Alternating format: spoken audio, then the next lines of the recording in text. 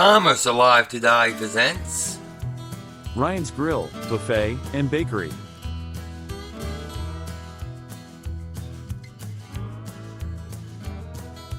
Ryan's founder, Alvin A. McCall Jr., was born in 1927, ninth in a family of 11. His parents worked at a mill, and he and his siblings grew up poor. After high school, McCall served a stint at a mortuary owned by the father of a friend. After serving in the Navy at the end of World War II, he studied business and accounting. He also moonlighted as a bookkeeper for a restaurant and gas station. When he returned to Greenville, he joined an accounting firm and married. He continued his habit of moonlighting, which earned him more than his regular salary. McCall next began to build houses. His success prompted him to quit his accounting job, which showed a $43,000 profit its first year, 1958. This led to property development. Eventually he built and ran a Volkswagen dealership in Sumter, South Carolina. McCall's search for interesting businesses to run brought him to restaurants. In 1970, inspired by the successful Ponderosa chain, he started his own, Western Family Steakhouse, changed name to Quincy's in 1976. The first restaurant was on Wade Hampton Boulevard in Greenville, built by employees from his contracting business. After the hired manager lost $50,000 in 3 months, McCall took the reins and developed a formula based on quality he had learned as a contractor. Quality at his steakhouse began with using fresh meat, not frozen. In 1977, McCall sold his interest in Quincy's to what would become Trans World Corporation, but he retained the freedom to compete. He started Ryan's the same year and the first restaurant opened in 1978 on Lawrence Road in Greenville. Sales for the first year were $568,000. Although the restaurants, which numbered 7 by 1981, were successful, growth was limited by the structure of the company, which put profits back in the hands of the partners, not into the business. At the end of 1981 the partnerships were consolidated. Ryan's first public stock offering raised $4 million. Unfortunately, there was initially a small obstacle to expansion in the stock offering. The name Ryan's had been chosen because it was short and recognizable, with a wholesome and frugal Irish ring to it. The registration of the trademark was opposed, however, by John Ryan, owner, through Ryan's Incorporated, of 10 restaurants in the metropolitan Portland area of Oregon. In order to speed its 1982 initial public offering, McCall agreed not to use the name Ryan's west of the Mississippi except for in Texas, Oklahoma, and Louisiana. In 1987, to clear the way for westward expansion, Ryan's paid Ryan $150,000 for use of the name in the remaining United States. Once these hurdles were cleared, Ryan's growth was impressive. A share of stock, worth $9.25 originally, rose to more than $30 at its peak. Ryan's never paid dividends and was thus able to use all of its profits for expansion. Fred Grant, a finance officer, explained in 1991 that issuing a 25-cent dividend would cost $13 million, enough to start 6 restaurants. The company maintained that its policy helped secure stock prices in a highly leveraged industry. In the 1990s, Ryan's opened approximately 20 new restaurants each year, peaking at 30 in 1993. This performance flew in the face of emerging concerns over the health risks related to the animal fat and cholesterol in beef, or the beef scare of the 1980s. The variety found in the mega bar helped satisfy wider crowds. The restaurants also sold a few a la carte fish and poultry dishes. McCall relied on conservative methods to maintain control of the restaurant's destiny. Although he tinkered with franchising in the beginning, McCall found that it left him unable to ensure consistent quality from store to store. Franchises did come to contribute a significant portion of company revenues, however, though not without some difficulties. When Family Steakhouses of Florida Incorporated, Ryan's largest franchisee, fell behind in royalty payments in 1993, Ryan's restructured its agreement. Family Steakhouses, based in Neptune Beach, lost $2.1 million in 1993, in large part due to the closure of unprofitable stores. The company, which went public in 1986, was founded by Eddie Irvin, Alvin McCall's brother-in-law, owner of Margate, Florida's Rustic and Crab House. The first Ryan's in a foreign country was a franchised restaurant, which opened in Ballarat, Australia, in 1994. Borrowing also surrendered control of the company, and Ryan's developed a habit of relying on cash, not credit. In fact, it gained a reputation for extraordinary promptness in paying its vendors. In the late 1980s the company did begin to borrow to fund expansion. Inside the restaurants, Ryan's did not accept credit cards until 1991. In some ways, the company took an unconventional approach. In addition to its lukewarm embrace of franchising, at least in the early days, it disdained advertising, even for store openings. The company did not run a significant advertising campaign until 1994, when it bought television and radio spots in Charleston. By 1996, the company planned to support one-third of its stores with $1.7 million of advertising, a great deal for a chain that for years relied exclusively on word of mouth. In May 1986, McCall's son T. Mark McCall was named president of the company, after shepherding the introduction of the Mega Bar. These offered salads, entrees and vegetables, and desserts. After just 1 year, the buffet bars accounted for nearly half of Ryan's total sales, and pushed same-store sales up 50% to 2.5 times the industry average.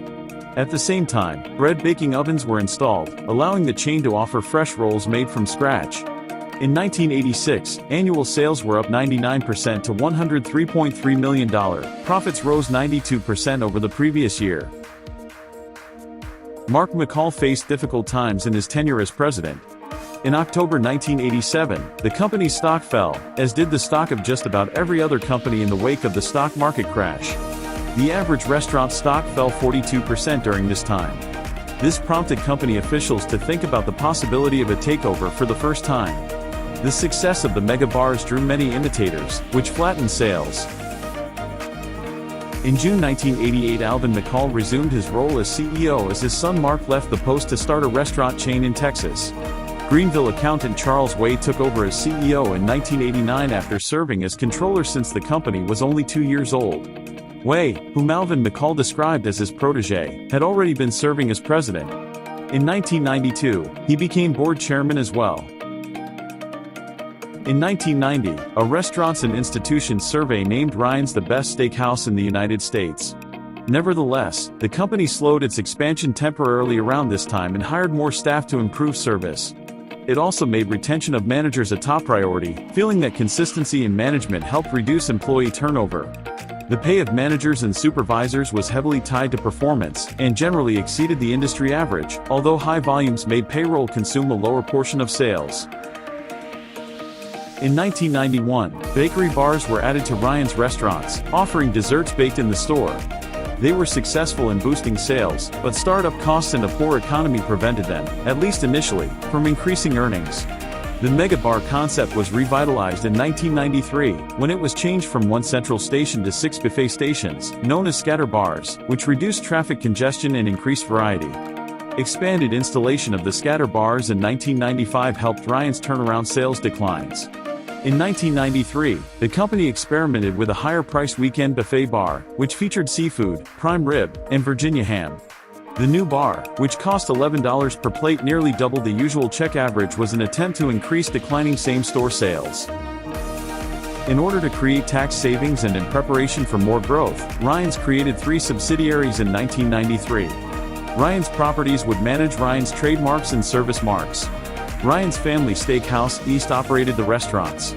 Ryan's Capital Holding Corporation would deal with debt financing.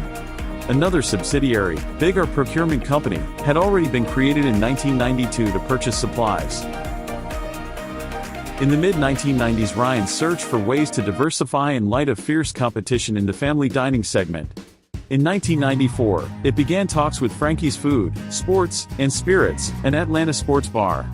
The company also built its own Caliente Grill, a Tex-Mex restaurant, in Greenville and operated it on a test basis. Another casual dining concept being tested in 1994 was an upscale Western-style steakhouse, the Laredo Grill, which opened in Plano, Texas, at the site of an existing Ryan's. Both of these casual dining restaurants offered alcoholic beverages, unlike Ryan's steakhouses, and featured full-service dining as opposed to Ryan's order line and buffet tables. Observers cited these forays into casual dining as evidence of Ryan's mature management team. Ryan's management's search for a new twist to the company's dining concept ranked as a primary objective during the second half of the 1990s. The development of new concepts during the mid-1990s failed to take hold, but Way and his team persisted in exploring new opportunities for growth. The introduction of the Mega Bar, particularly the revision of the concept in 1993, had delivered significant sales growth, breathing new life into the chain and convincing its executives of the importance of finding new ways to attract diners. By the time the company's 20th anniversary arrived, a year in which sales reached $599 million, it had yet to find a new growth vehicle, either through developing an entirely new concept or revamping its existing concept.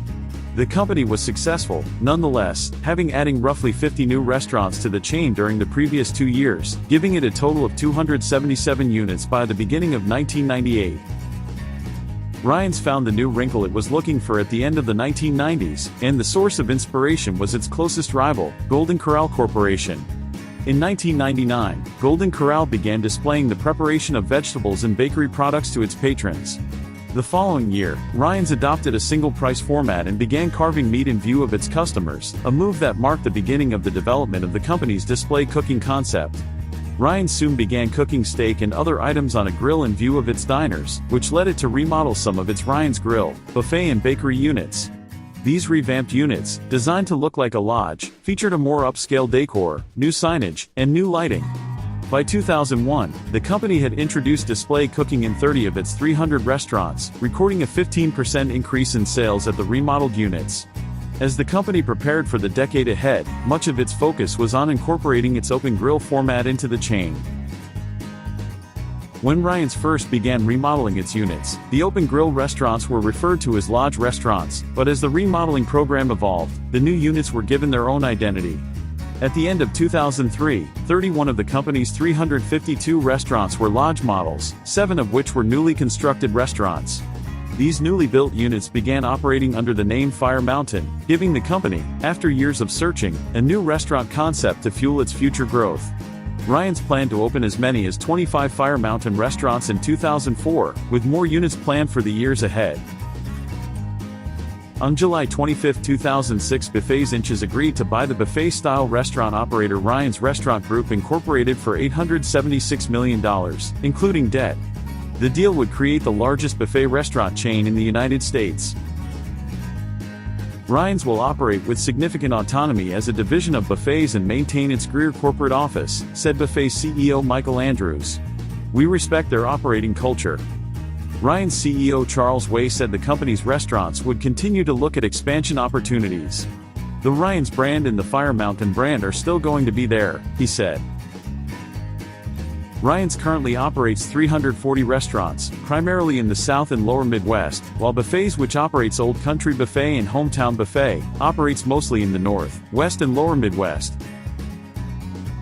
The company went into Chapter 11 bankruptcy for the first time in 2008 due to external economic factors from the Great Recession, but it survived an out of Chapter 11 bankruptcy after a restructuring plan. On January 19, 2012, the parent company of Ryan's Steakhouse closed 81 restaurants as part of a Chapter 11 bankruptcy filing.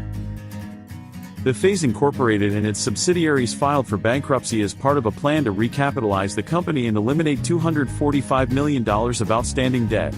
The restructuring plan calls for the parent company, based in Minnesota, to close 16% of its nearly 500 restaurants. Buffets Incorporated operates its restaurants as Ryan's Steakhouse, Tahoe Joe's, Old Country Buffet, Hometown Buffet and Fire Mountain.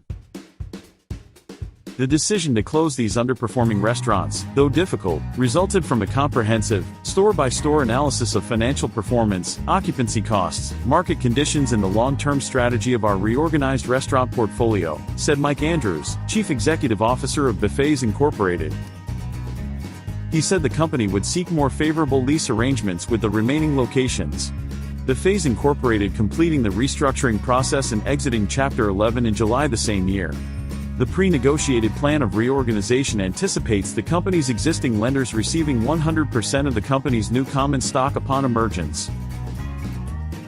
As of early 2020 there were 90 restaurants before COVID, but as of early 2021 there were only 6 remain open. As of January 15, 2021, all Old Country, Hometown, and Ryan's Buffet locations have permanently closed, and nearly all have been auctioned off by Auction Nation. On April 21, 2021, Fresh Acquisitions LLC and Buffets LLC, the parent of 5 buffet concepts and 1 steakhouse, declared bankruptcy Tuesday as COVID-19 significantly disrupted operations and severely limited demand. Before COVID, the companies operated roughly 90 stores across 27 states. Buffets oversaw Ryan's, Old Country Buffet, Tahoe Joe's Famous Steakhouse, Hometown Buffet, and Fire Mountain, while Fresh Acquisitions operated Fur's Fresh Buffet. But as federal, state, and local governments implemented shelter-in-place orders, customer spending and foot traffic declined and the restaurant's liquidity took a major hit. As a result, all of the stores have closed except 6 Tahoe Joe's locations in California. Those 6 restaurants had a combined revenue of roughly $21 million per year before the pandemic. Buffets across the country have had an extremely difficult time dealing with COVID because their self-serve operations run counter to safety protocols. Garden Fresh Restaurants, parent of Souplantation and Sweet Tomatoes, declared Chapter 7 bankruptcy in spring 2020 and permanently shut down all of its restaurants. Golden Corral's 2 largest franchisees, 1069 Restaurant Group and Platinum Corral, each declared Chapter 11 bankruptcy.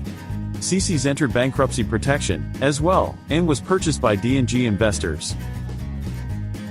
The last one to close was a location in 988 Goodman Rd, Horn Lake, Mississippi 38637 that has been replaced by a Golden Corral. Ryan's knows how to get life back to simple. They handle all the basics. Good food, plenty of it. And you don't have to rob a bank to pay for it. It's meat and potatoes. Good steak. Chicken, maybe make yourself a salad. Or you can go to the Mega Bar and get the whole 9 yards. Ryan's, good and basic. You know, this could get to be a habit. If you have any fond memories, please indicate it at the comments below. Thanks for watching, subscribe, and like.